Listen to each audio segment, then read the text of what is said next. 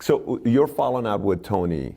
I mean, when you read about it, you guys are best friends for a long time. You guys have been friends since you were in Chicago running the streets and you were doing the, shoe shining, all this stuff, since 12 years old. So when you read about it, you see the story when the FBI came and you guys were kind of going through it and you're not saying anything. You're not talking to the FBI agents. You're not saying anything to them. And you heard the recording. What was it on the recording you heard that kind of threw you off? And what threw me off? Yeah. I got locked up, and the first day I got locked up, I was in the county jail out there, Clark County Jail, and I received a visit from an agent, and he said, we got information that there's a contract out on your life, and I told him to get the fuck out of the room. I knew the games they play, so when he got to the door, he says, if we could show you positive proof that there's a contract out on your life, would you cooperate? I says, I can't tell you that. So I walked out of the room, this conference room, and they brought me down to, I was in a dormitory, and they brought me to a cell. I said, why you put me in a cell? And he said, because there's a contract out on you. This is the Clark County jailer. So I went in, just before I went in the cell, they called me back out, and they said they want to see you back upstairs again. I said, I don't want to go up. They says, you got to. So I went up, and when I went up, there was a couple agents there. I don't remember their names. They had these reel-to-reel recordings and the earphones, and they had transcripts. And he told me, if you don't mind, listen to it and tell me who's talking at him. So I listened, then he interrupted me. He said, who is the voices? I said, I can't tell you right now. I want to see. I want to hear the whole thing. That's when I heard the voices. And it was two familiar voices. And the one guy said, what's going on out there? He called him T, short for Tony. He says, it's not me. It's the other guy. And I'm listening to the other guy. He's got to be referring to me, I'm thinking.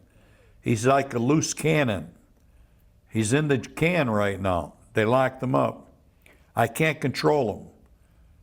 He should be making the bond pretty soon. He says, he's the one that's doing all of that? And he says, yes. He says, then clean your dirty laundry.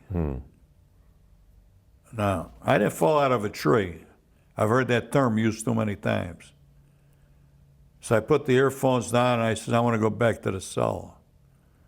He says, do you know the voices? I said, yeah, I know the voices. You want to tell me? It's not at this time. Are you ready to cooperate? I said, not at this time. I need to think about it. Locked me in my cell. I contemplated several things to do with myself physically. Then I says, if I do that, he won. Meaning what, like suicide? Huh? Suicide? Absolutely. Because I never was brought up that way to roll. To be not an informant. There's a big difference between being an informant and a witness. I never was brought up that way to testify. And roll, when you use that word, that's like snitching. Is the same thing? Exactly. Yeah, okay, got it. I wasn't raised this way. So I says, nah, I can't do that. I says, first of all, I don't have the guts to kill myself. Second of all, if I did it, Tony winds up a winner. Tony Spilotro. So I waited till the morning. In the morning, I asked the guard, could I make a phone call? He said, what do you need? I said, I need to talk to them agents that were here. He says, we'll get right back to you. Within 30 seconds, the door opened. I said, Jesus Christ. I thought maybe the agents were sleeping in the room upstairs. Wow. That's how fast they were there. And I told them, I'll cooperate. They instantly moved me out of that jail, put me in a motel. I had armored guards everywhere you could possibly think of. And then he started interviewing me, the one guy. And he wanted me to talk about murders, and I didn't want to. They want you to talk about murders first to show how sincere you are about being a witness, And I said, this is something I've never done before. I says, this is a hard thing for you. You're asking me to do. I said, I can't do it right now. So I talked about other crimes. Then at the very end, he says, you got to talk about murders. He says, then you'll get your immunity. I said, but he says, we didn't read you your rights. If we read you your rights and you talked about murders, then we could hold you to it. But as long as we didn't read you your rights, we can't hold you to it. That's something new. I never knew that. So I had to take a chance. What was I going to do? So I took a chance. As soon as I said that, he got up and walked out of the room. He said, another guy will be talking to you. I walked into a fucking trap. That's the first thing out of my mind. Because I can't trust these guys. All my life they're chasing me around, trying to kill me, put me in jail. All of a sudden I said about murder. Another guy come in the room, talking to me, and I was friends with this guy till this day, the agent. Dennis Arnley, his name is. You're a friend with him till this day? Really? How the conversations? I know his wife and kids, to him? everything. How do you talk when you talk to him? What are the conversations like? We're friends. We talk about everyday affairs. We're friends. Interesting. I built up a trust in me and a trust in him. Get out of here. I'm serious. You, the FBI agent? He's retired. Wow. Several of them. And several Metro cops that I'm friends with now.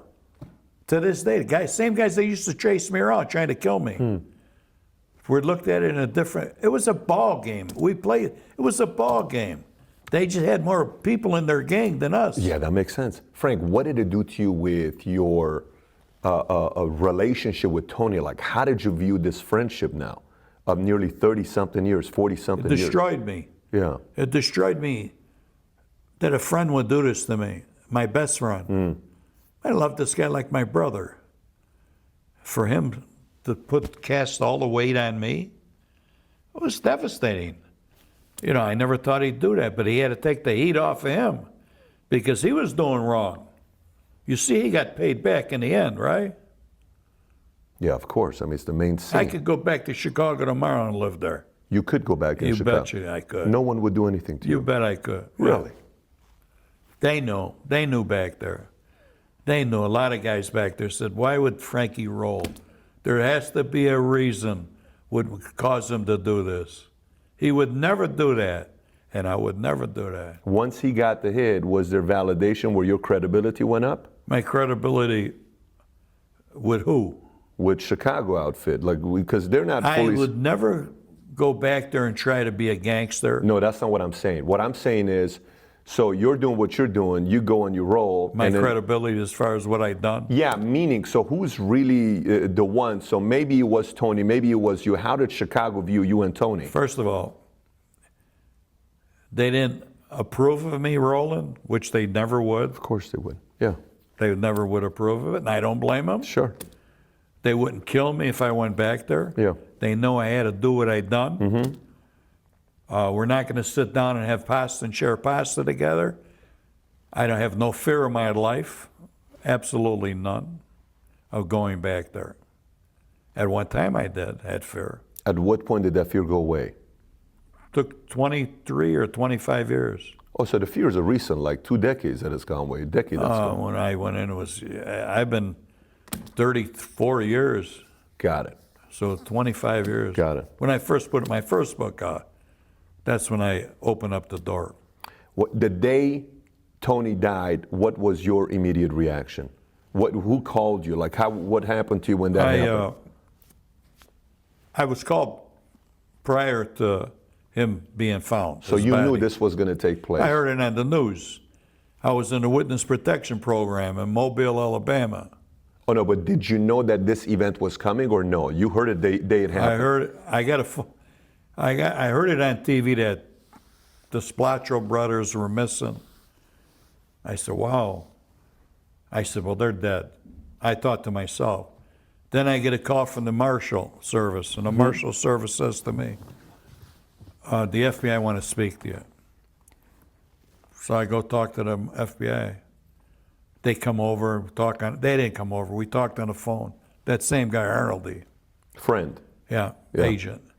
He says, Tony and Michael didn't show up for court. Do you know where they would have ran off to? I said, they didn't run anywhere. He said, how do you know that? I said, because I know Tony. I says, if I was a guessing man, I'd tell you they're dead right now. How do you know that? It's because I know Tony ain't going to run. I says, I know it. Tony knows that you're going to get caught sooner or later. I've been around this guy all my life, Dennis. I know he's not going to run. He says, really? I said, yeah, you'll see. 4 days later, the body showed up in the cornfield. He said, where do you think they were killed afterwards? I said, they weren't killed in no cornfield. He says, where? I says, probably in a basement some house. Where? I says, either in Cicero, Illinois, or Bensonville. Why do you say that? Because we got people that live in them towns, and you could do stuff in their houses. That was it. Interesting.